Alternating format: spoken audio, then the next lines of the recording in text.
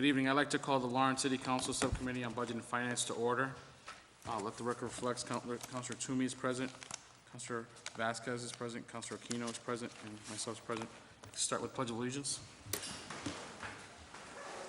I pledge allegiance to the flag of the United States of America and to the republic for which it stands, one nation, under God, indivisible, with liberty and justice for all. Councilors, I'd like to entertain a motion to come out of recess. Second. Motion be made second. All those in favor? Aye. The ayes have it. Councilors, I'd like to take some items out of order. I think it's boards and commissions and zoning. It's on page 65, I think. Good evening, Mr. Chairman. Patrick Blanchett, Economic Development Director for the City of Lawrence. Members, good evening. I also have Anne Marie Doherty with me as well to probably answer the bulk of the questions. This is the boards and commissions, which comes up into the Office of Planning. I believe it's in,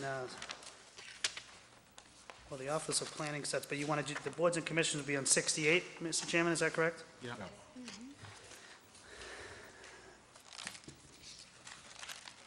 So the only change that we see is the, an increase on the dues and memberships, where we actually shifted that from another area, from advertising down to the dues and memberships, which would be any of the professional development boards for the boards and commissions. Is that an adjustment to the way you were accounting for it last time? Like some of the departments had been rolling both dues and membership into one line item before, or are you actually taking $1,000 from advertising to use for dues? Well, we're actually cutting $1,000 from advertisement. And it, it looks like that dues and memberships were either paid for through other expenses in the past. However, we have, and I think I mentioned this at the last year's budget session, that there has been some more interest from our board members, specifically the planning board and the zoning, which we'll get to, asking to take some professional development courses that have been offered, or seminars, if you will, through the Merrimack Valley Planning Commission. And since I was on the council, I think the Merrimack Valley Planning Commission has been very lenient with us and not charging us for some of those dues. But as That was a long time ago. it was, council, but as Dennis DeZoglio's group continues to grow and you see other communities paying their fair share, I think it's a small amount to ask what some of these board members can get back in return. Cool. Are you going to be okay? Looks like you've already spent $2,360 in advertising this through May. If you take $1,000 off, you're only going to have $2,300 for the whole year. You guys gonna be all right? We'll make it work.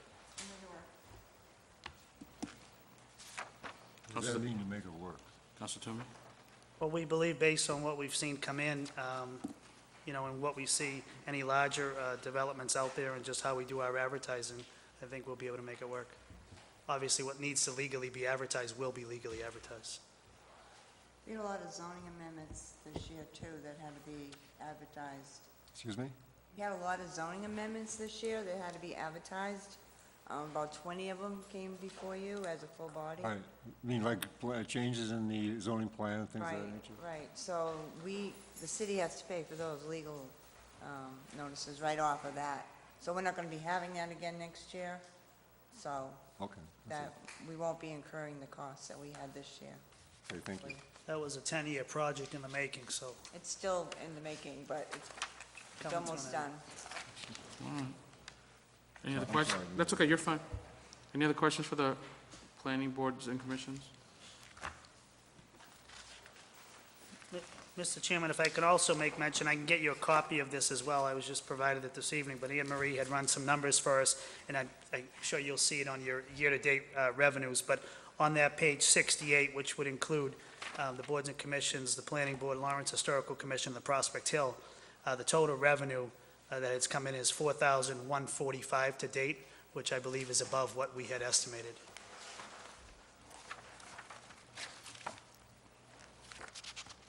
That would have been in the revenues? Yeah.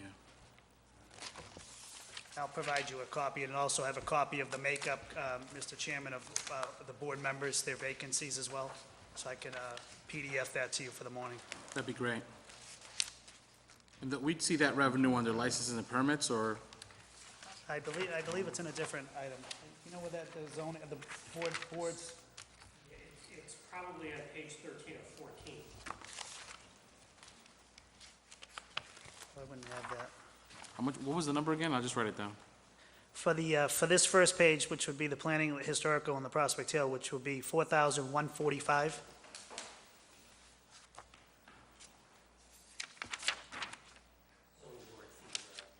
Okay. Yeah. Yeah, I see it. On Yep, zoning okay. the charges? Yeah. So these numbers don't coincide then, right? They should help, shouldn't Okay. Yeah, this is just the, this is just the expenditures, though. Oh, they? Is that just what expenditures? We can pull out where that goes. We can check with Mark and Lynn in the morning to find out where those specific boards go. Zoning board fees? I do know where the zoning board is, and we'll pick that out next. All right. That'd be good. That's good information. I would think it was sufficient to get it written down. Sure. Just a quick question on the Prospect Hill Historical Commission. Are we helping them with enforcement? Are we giving them whatever they need for the enforcement arm of that? I mean, I know that, you know, having been the counselor there for a long time, you know that there's a lot of issues around development and people, you know, hot topping their lawns and selling cars on their lawns. Are we giving them the enforcement they need? Because it's kind of an unknown board in the city, but it's a pretty powerful board. We should, Well, I would say, I don't know if they're unknown. Chairman Dowd has a loud voice sometimes, as he should, but I know that I've contacted him for various, you know, zoning changes or some irregularities. I know Anne Marie's in touch with the board as well, but I don't know internally how much they interact with city hall. inspectional services. They count on inspectional services for the bulk of their enforcement. They would call me, and I would call somebody in inspectional service. Because if we're getting calls from the board, that's a problem, because the board should have the juice. I mean, I don't sit on the board. I figure that they're the historical board, and they should get the same type of, if not a quicker response, because they're historical. Those things could, some of that stuff, that's on the National Historical Register, I believe. So, it's just a red flag that I had seen, so I want to make sure you guys know aware of it. They are. If they're not feeling, if I'm getting calls, that means that they may have a sense that they're not getting the support for enforcement as they need. It's one of our, Again, I want to, it's God's country, right? what's that? It's God's country, so you gotta make sure to keep it It clean. is God's country up there, born and raised. However, I will say that they do have juice, and I'm sure that they know how to use that, but I think that they do have to interface with city government, obviously, so. All right. Any other questions on planning boards and commissions? Go to zoning next? Yeah, we'll do zoning. Next is zoning on page 69 of 226. Advertising here changed, we did go up a tad, $250, and everything else stayed the same on the zoning and with our salaries and wages. We do have a full complement on the zoning board. There are no vacancies at this time. Also want to point out on the zoning, last year, what was approved and what has been brought in year-to-date. That's even more. What you folks approved, looks like $6,000 for revenues for the zoning board fees. To date, we have brought in $11,450, which coincides with, I believe, the mayor's recommendation this year of the $10,000 for a revenue stream on the zoning board.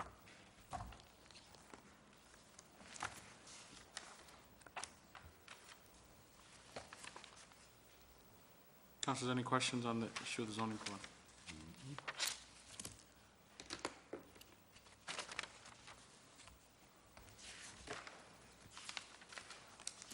Okay. Mr. Chairman, would you mind if, while Anne Marie's here, that we also do the Office of Planning as well? I do not. I made you wait the other night. I apologize for that again. 65. Which would be on page 65.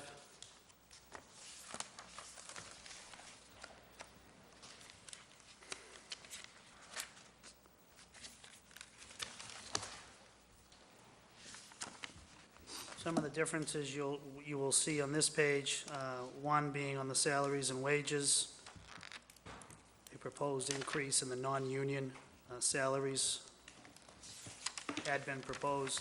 I have 3 non-union employees in that department, 1 union employee. That reflects that change. Also, on, That's the just-in-case settling thing? I believe that was the proposal.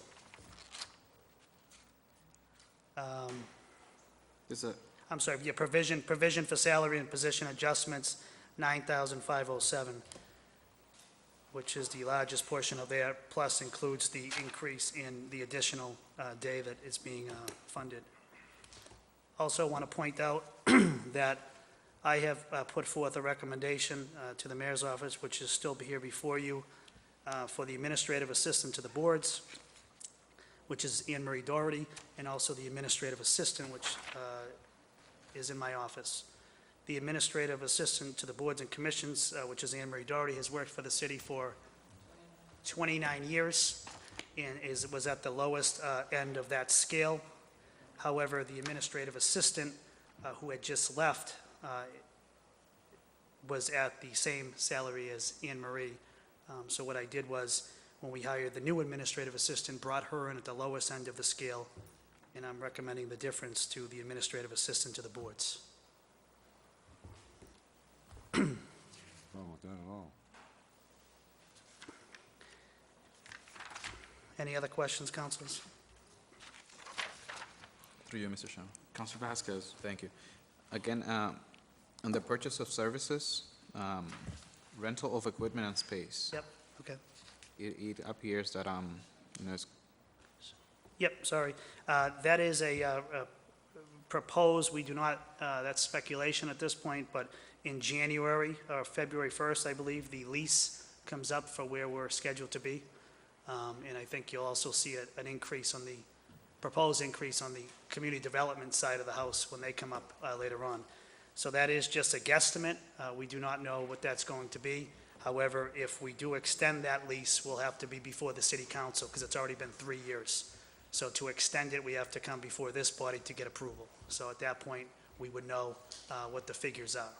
But as I think I made mention, Councilor Vasquez, a couple evenings ago, we are also looking at what's going on with the building to my left here at the school department to see if there's any possibilities of putting some of the offices together.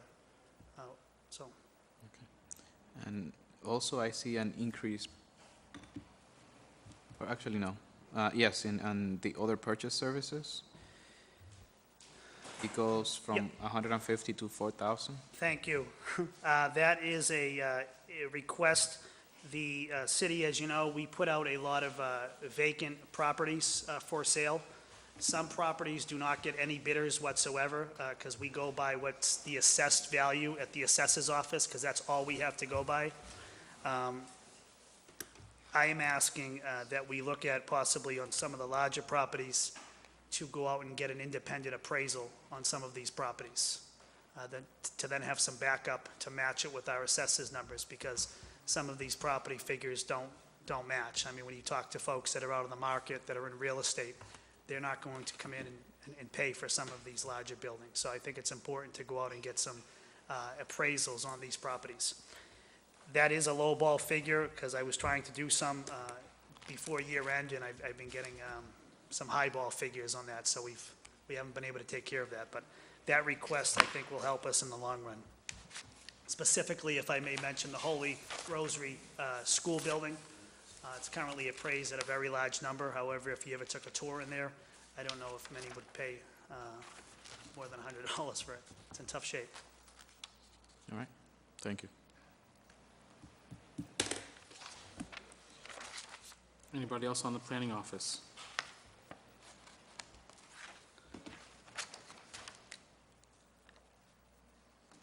I'm all set. No new bodies in the planning office, right? No. And all the stipends for all the boards are back to 100% what they were before? Correct.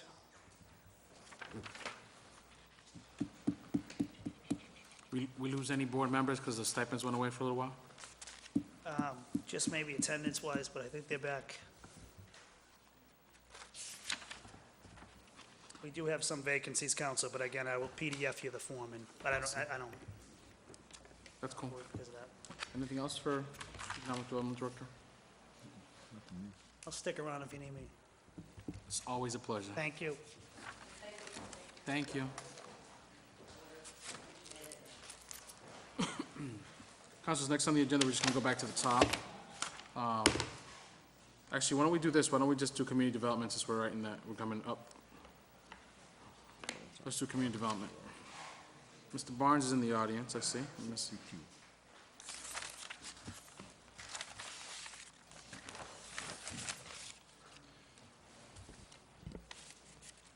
Good evening, Mr. Chairman.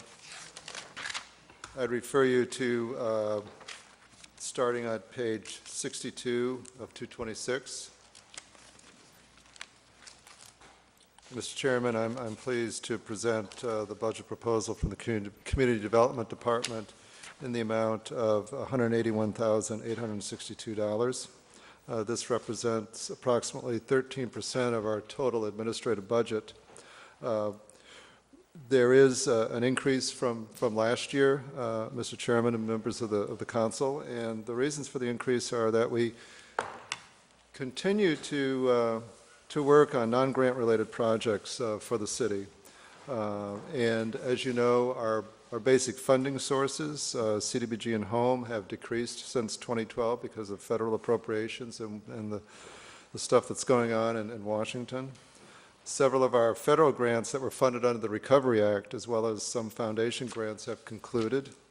And there are some major grants that you're aware of because we've come before the City Council numerous times to ask for acceptance of those grants. Several of those grants, for instance, the park grants, don't have any administrative budget attached to them. I trust that we've been able to bring resources to the city for the betterment of the city, and I respectfully submit this budget request, and I'm happy to answer any questions. Before we do, if you're in the audience and you're here for the licensing board meeting, it's sitting downstairs in the licensing meeting, the licensing office. Councilors, any questions? Before that, this is our share of it. There's clearly all this other money that comes from HUD that pays for the brunt of the projects and the people in the office, correct? That's correct. Our administrative budget is $1.3 million funded under many grants, large and small, and this represents a portion of our budget, and we allocate that to purchase of supplies, and 6 individuals in our department, including myself, that work on city business that's not related to a specific grant that we administer. Just this week, for instance, at DHCD's request, the state government's request, I joined the city engineer in a meeting on street lighting and looking at ways to save the city money with new LED street lighting.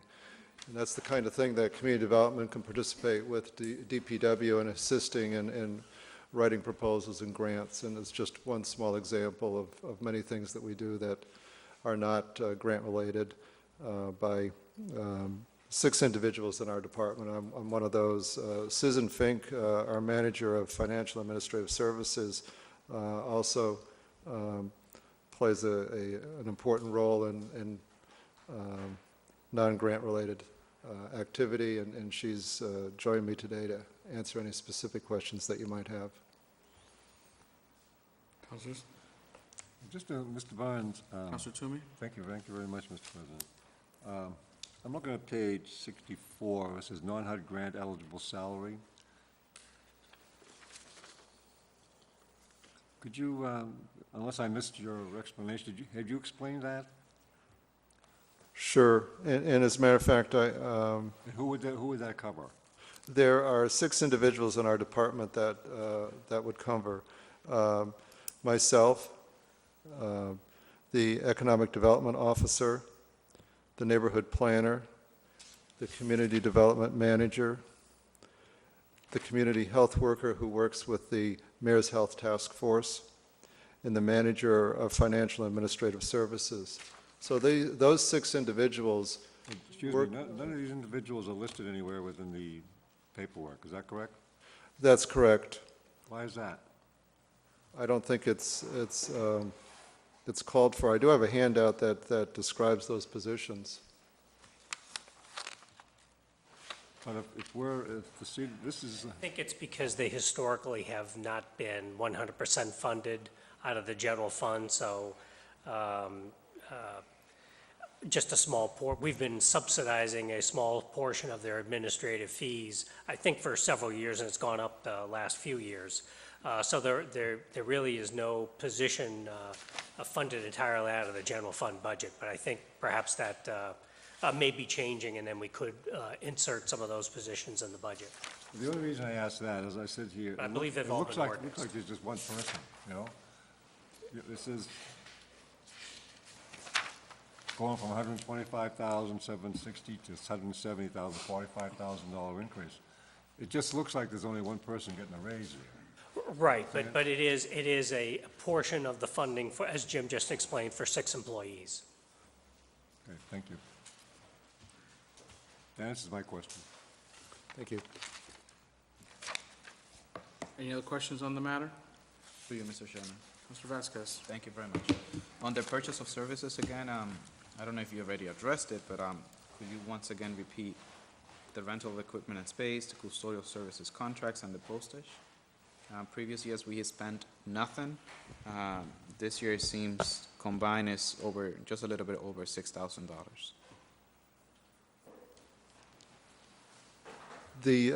Yes, as Economic Development Director Blanchette explained, we're anticipating a small increase in rent for the facility that we're renting now because the lease is up. And also, this represents 7% of the rent that we currently pay, $75,600. And we believe that a pro rata share of the rent is appropriate for the general fund because we do a considerable amount of non-grant related business out of that space. In the custodial services, the same reasoning. Our custodial contract is $4,332, and we felt it appropriate for a pro rata share of $823 be paid from the general fund. Again, for the same reason that 13% of our activity approximately, let's say 10%, is non-grant related city business. How about with regards to supplies and in-state travel? I'm sorry. Office supplies and in-state travel. Previously, we spent nothing.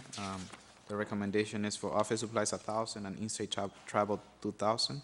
And that's correct. For public relations material, for instance, the in-state travel is we're called upon more and more to participate in meetings to market the city.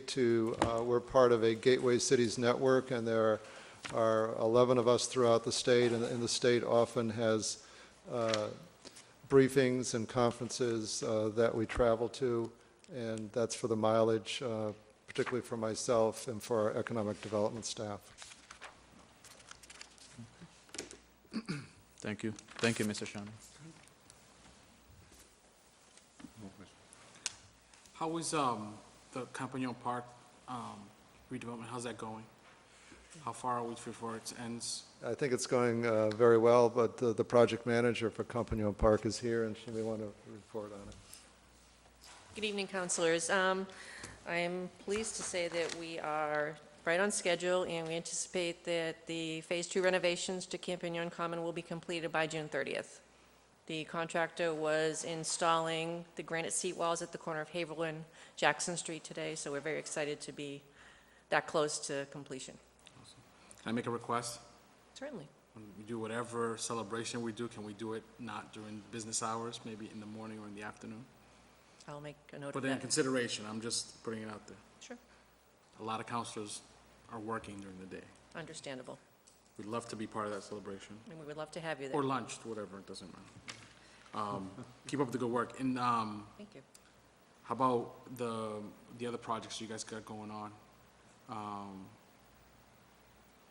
The lead abatement stuff and the first-time home buyers, how's that going? Oh, sure.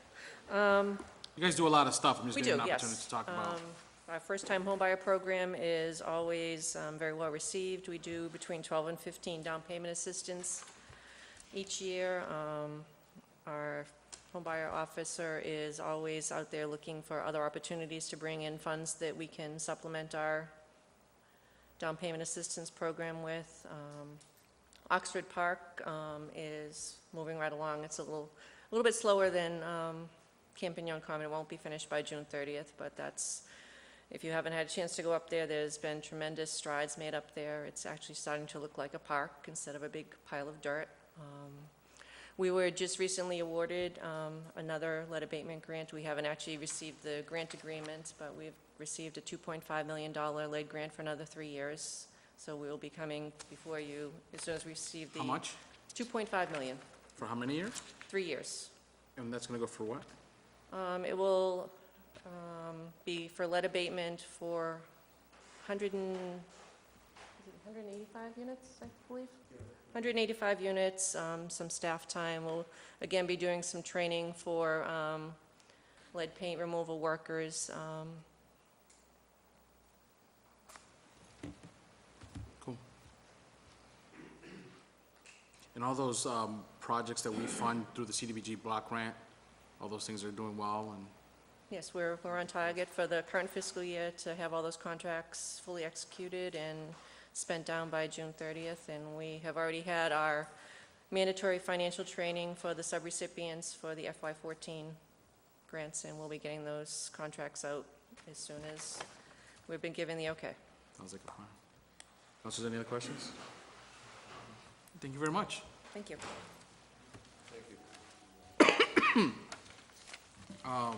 Do the city attorney next.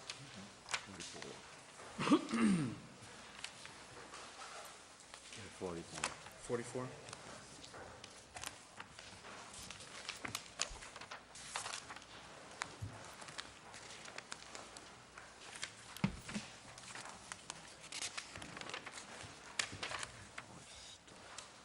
Starts on 44. It starts on 44.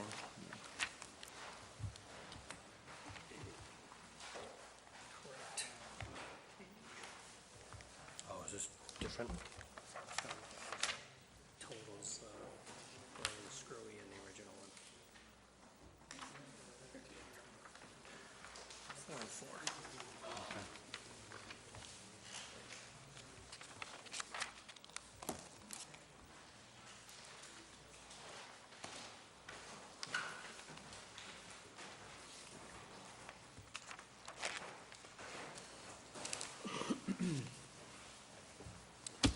Good evening, Mr. Body. How are we doing today? Good evening, councilors.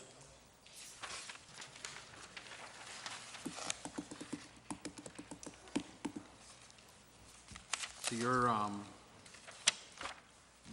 budget has a lot of subtraction. I'm sorry? Your budget has a lot of subtraction going on in it. It does.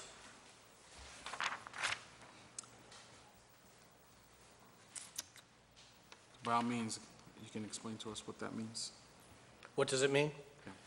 There are subtractions in the area of outside purchase legal services, and in particular in settlements and judgments. The largest deduction in the budget this year is settlements and judgments.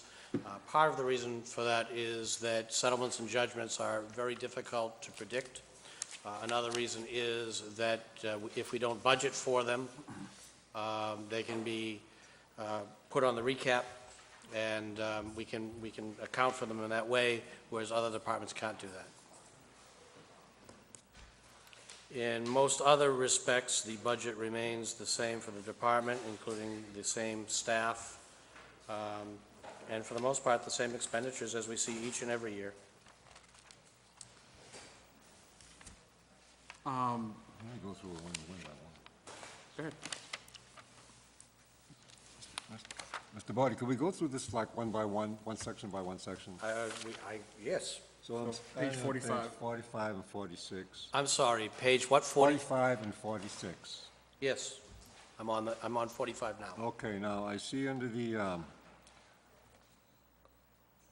from what I'm reading here, you have 4 people, confidential secretary, yourself, and 2 assistant city attorneys. Is that correct? Budgeted, that's correct, yes. Budgeted, but you Yes. don't have them physically? No, physically I don't, not at the present time. And I did notice that on both the assistant city attorneys, the recommendation was dropped. On one case, 11,000, the other one, almost 6,000. Yes, that's not actually a pay reduction for these employees.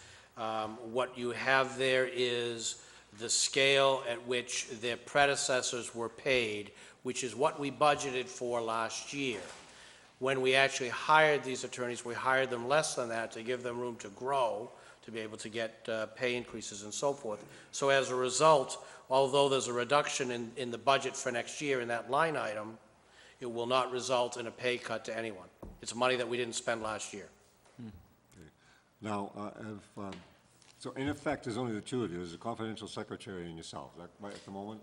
There's a confidential secretary, and I'm there.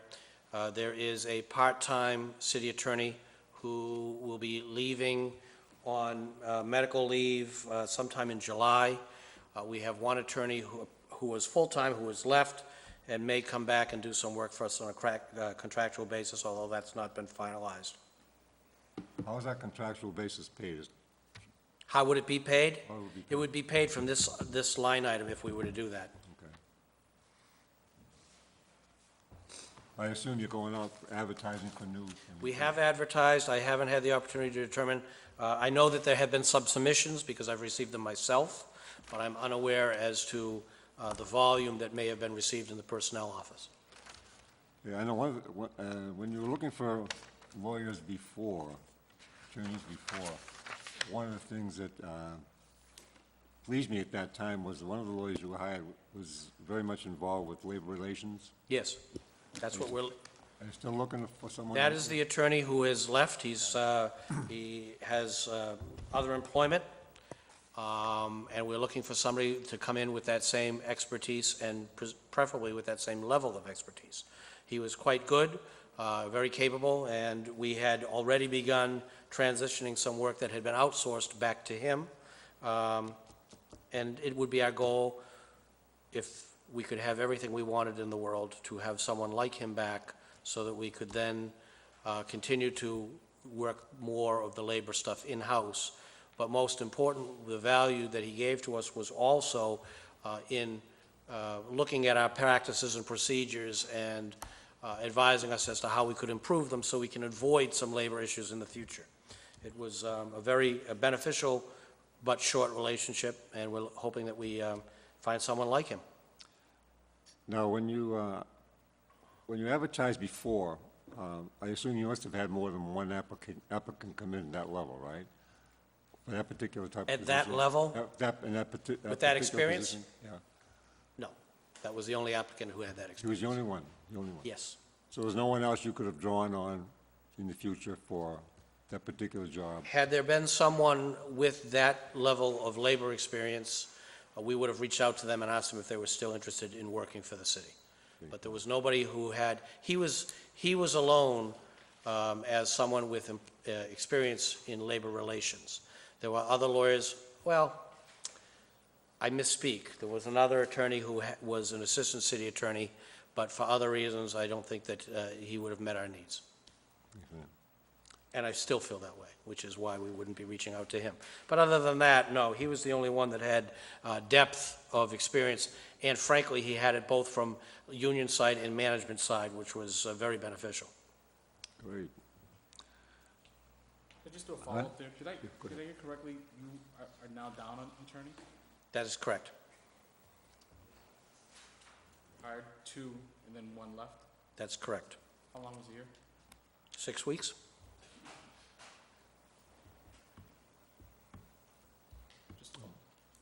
Well, I'm all set with this page, if these pages, if someone else wants to pick it up. Vasquez, thank you very much. I have a question in regards to purchases of services. Other purchase services, Mm-hmm. last year we approved 34,000. This year is again 34,000 that we have never spent. Close to 34,000.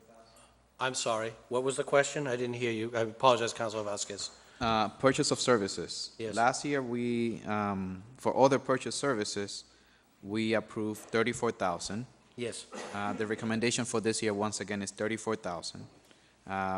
Through this year, so far, we spent 11,861. In fiscal year 2012, we spent 8,958. And the previous year, we spent approximately 26,000. We've never spent the 34. Will we need the 34? I believe we will. That is the line item from which we make several payments, which we have been very conservative on in the past several years.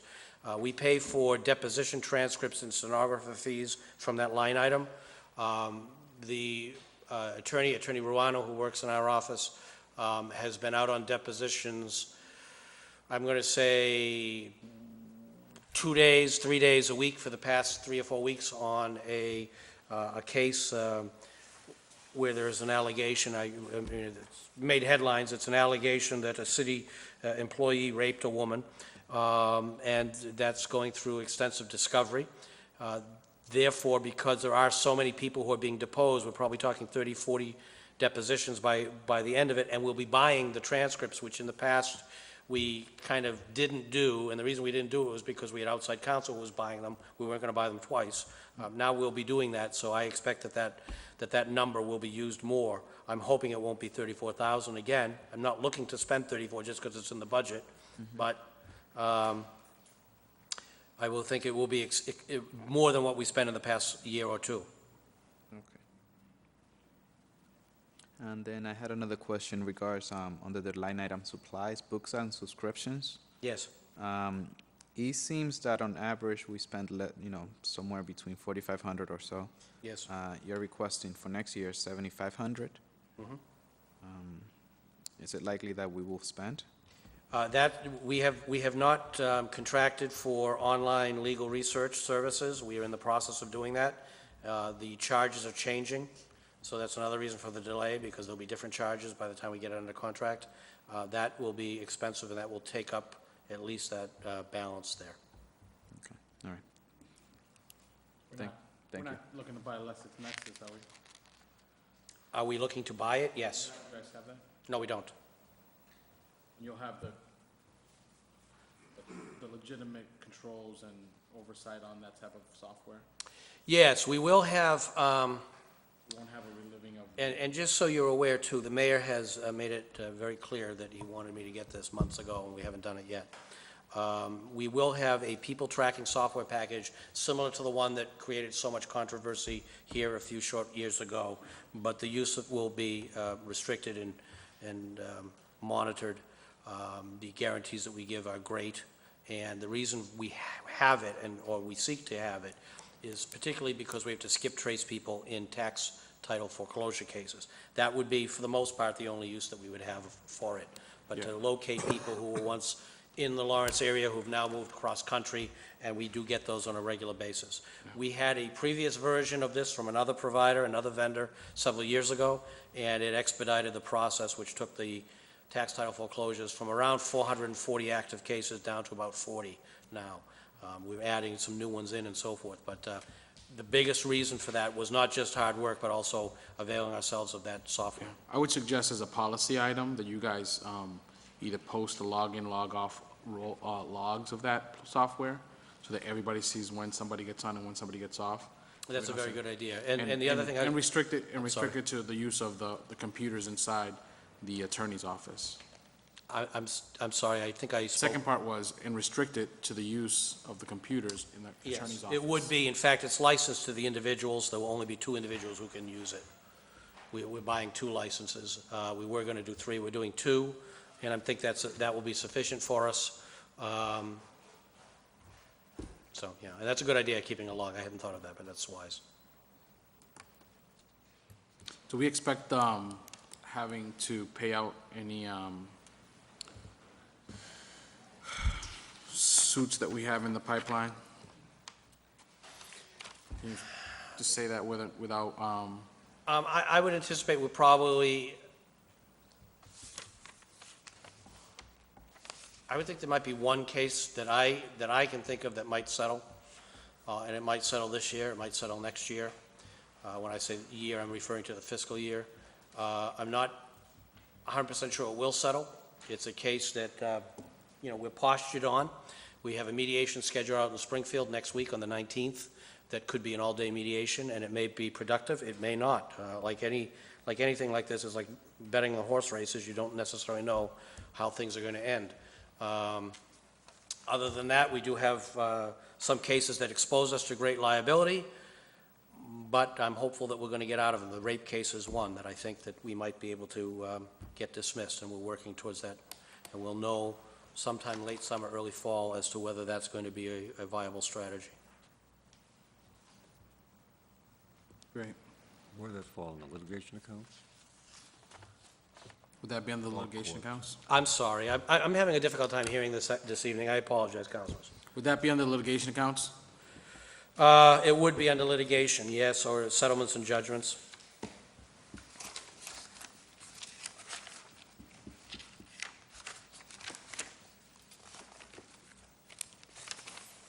What we have in front of us here is the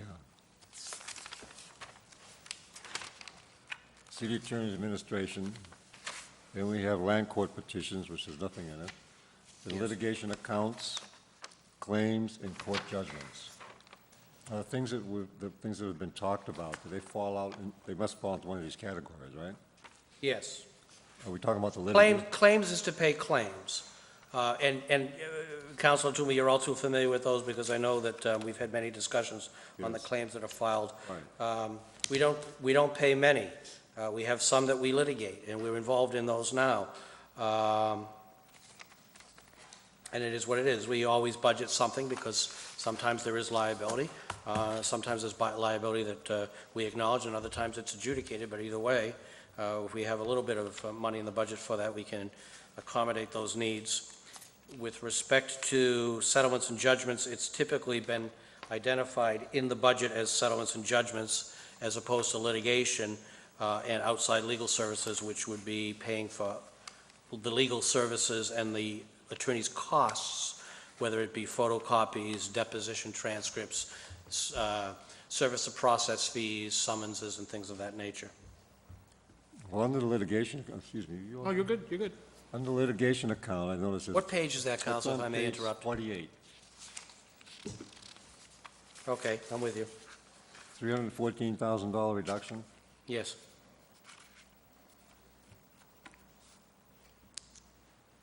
Is that just from what was approved for FY13?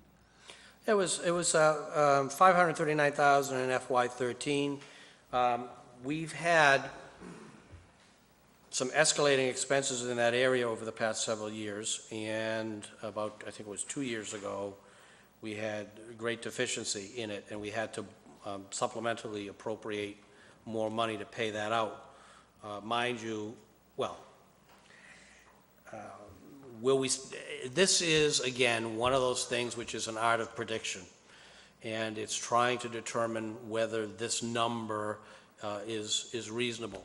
We have increased it, and you can see in some years, it's been $700,000 and so forth. Yeah.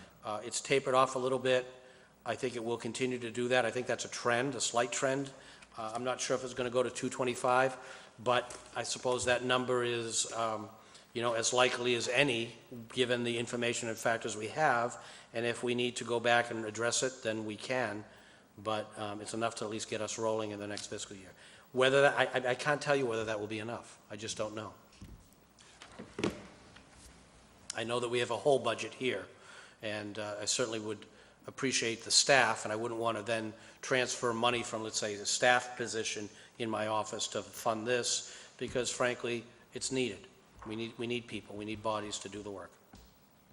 No pun intended.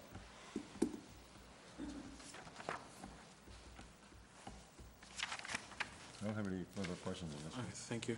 So the issue of fighting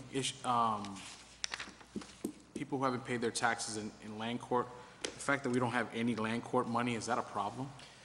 We did something which was also designed to be expeditious, I would say, in court, and that is that several years ago, we funded a large chunk of money to the land court, which they have in a fund that's dedicated just for our use.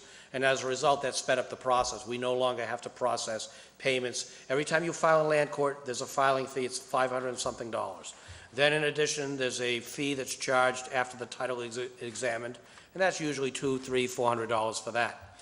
And what we were doing is we were getting bills or invoices from the land court. We'd have to pay them. We'd have to process them. The system, it took time. What we did was we took a chunk of money that was available at the time, gave it to the land court, and since that time, which is now several years ago, we've been constantly drawing off that.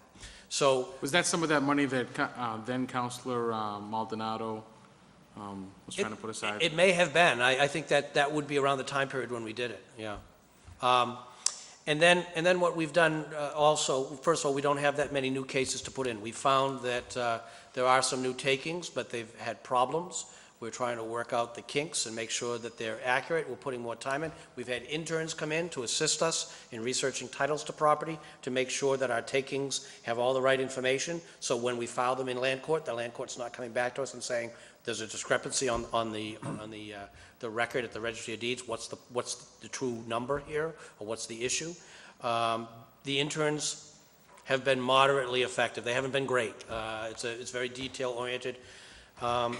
So we've done a couple different things. The bottom line is that the cases that we've filed, the lack of filing is more a personnel need than it is a financial need right now. If we had more people to focus just on that, we could probably put a few more of them in. But we are effectively moving the cases that are in the system through the system, and we're getting judgments on them. Great. Do you know that there's an expectation that there be some of the, I'm switching gears, the litigation for the Gomet School, that there'll be some resolution for that? I understand that. Again, I have that expectation. I'm not saying that not only from us, but I think that there's an expectation that some of that money will be used in the near future. I just want to make sure you guys are aware of that. We're looking to replenish it, and I think that was part of the reason for, taking an additional vote to allow us to retire higher interest debt. So the refunding bonds. Obviously, that's the goal, is to get our money back. Okay.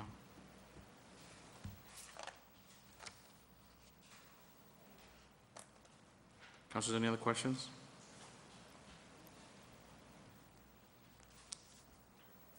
So you're hiring one?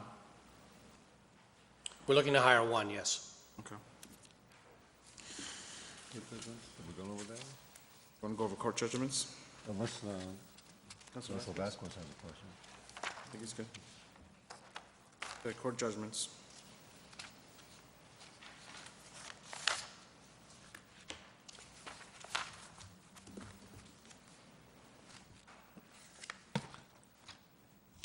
Again, too, going back to F-111, 2011, is relatively small in comparison to the 12 and 13. These court judgments are from what particularly? What are the court judgments be for? I'm not sure I understand the question, Counselor. I don't mean to be ignorant. Are you asking me, what do we pay from this line item, or are you asking me, in the past, what have we paid from the line item? What have we paid from the line item, and what would be likely to pay from the line item? What we pay from this line item is specifically settlements and court judgments It could be an administrative order of the Department of Labor Relations or something like that. And what we would pay for it would be the same thing. It would be a case that we settled or a case where we're adjudicated liable and have to make a payment by court order. What comes out of that would be, in some instances, certainly the damages. In addition to that might be statutory interest, but in addition, in cases involving civil rights, oftentimes we're required to pay the claimant's attorney's fees, and that can be sometimes the largest number in the judgment or the settlement that we end up paying. It's the attorney's fees as opposed to the actual underlying injuries and damages. So what influenced, what was the influence in reducing it from over $270,000? There are two things that are going on, and again, unlike many departments, it's almost like something that I think we can all understand is the need for salt in the winter. The need for salt in the winter is dependent upon the weather, and nobody can accurately predict that a year in advance or 6 months in advance. Similarly, settlement and judgment is based on a lot of factors, and the number you come up with is going to depend upon what you see as the active cases, what cases you think you have some risk, and what cases you have risk in that you think will end in this next fiscal cycle. In this instance, we have one or two, we have several large cases, but out of the large ones, I think only one has a likelihood of coming to an end this year in which we have liability. We have several others that have companion cases, and we've won those companion cases. So we predict that we'll win this case too. Not a guarantee, but obviously past success is an indication of future performance. So if we won them in two other fora, then we think we're going to win them in court as well. So aside from that, we have one big police case. There's some serious damages. There's an underlying criminal conviction. That's a big case. That's going to result in some money, and that may be this fiscal cycle. We have this rape case. It's a case which, even if it gets tried, it's probably not going to try next year, and if it does, it'll be around this time next year. There's an awful lot of discovery ongoing. I think the discovery deadline's now been extended into November. We're looking for, a trial date next year sometime, maybe spring, early summer. And we think that we have a strategy that we might be able to get the city out of it because we don't feel that there's liability on the city's part. I'll leave it at that. The totality of this is that it looks like we may not have to pay as much in judgments on these big cases as we have in the past. We only have a couple of police cases. Those are generally the ones where we have to pay attorney's fees, and they're the most expensive, and therefore we have to budget for them. We've only got a couple of them now. We only have a couple of them. The second reason for this is a purely financial, budgetary one, and that is that if we have a shortage in other accounts, it's a problem, and we've got to find an appropriation. But in settlements and judgments, we have to pay it immediately, irrespective of whether it's been appropriated, and therefore there are financial mechanisms by which we can make these payments, and it's not going to affect the balance sheet, if you will, on our budget. So for those two reasons, that's why this was cut a little bit. Just to follow up on that last piece, so is there a mass general law that allows you to just spend out of that like kind of like the snow and ice? It's very similar to snow and ice, but court judgments, as Charles just mentioned, whether you have the appropriation or not, we're required to pay it, and then we have to raise it on the following year's tax recap to recover the amount. Gotcha. And if I just may, with all of Charles's account, we did pare some of his numbers down. Nobody's happy with their budget, but we did pare some of his items down because he did have, he had more attorneys on staff this year, or he did for a short while, and also because we did settle quite a few cases this year, as you just mentioned, so we're hoping that next year would be a better year. Do we have any pending Freedom of Information FOIA Act cases that people bringing against the city for not getting information through FOIA? Are you talking about lawsuits, appeals, or Lawsuits. just requests? Lawsuits. There's only one lawsuit. What do those things usually run if we end up being found, whatever it is that they make a judgment? If they make a judgment against the city, what's that cost usually? for a FOIA case? It just costs, if they make, if it's found that we have not returned over public documents that we were obligated to turn over, what results is an order for us to turn them over. There's no financial penalty or anything like that, although we may have to pay attorney's fees. In the case at question, I think we're all aware of which case we're discussing. We did hire outside counsel in that case, and the reason for that was that I was a defendant, and therefore, as the defendant in the case, didn't feel it was and I felt that I could get myself out of the case, and I was eventually let out of the case, but it wasn't appropriate for me to represent the city while I was a co-defendant and obviously a defendant which could be removed from the case. So therefore, we had to go outside. As a result of that, there was cost involved that typically there wouldn't be in your average public records request. But in this one instance, a couple of people were named individually. I'm the attorney, I'm not the keeper of records, but because I was named, I was basically bounced out of the game. Are we in court for any other Freedom of Information Act cases? No, there is one appeal that was just filed within, I'm going to say within the past week, and it's over information that relates to a police contract. And normally, I wouldn't have a problem with this, but it's with respect to police equipment.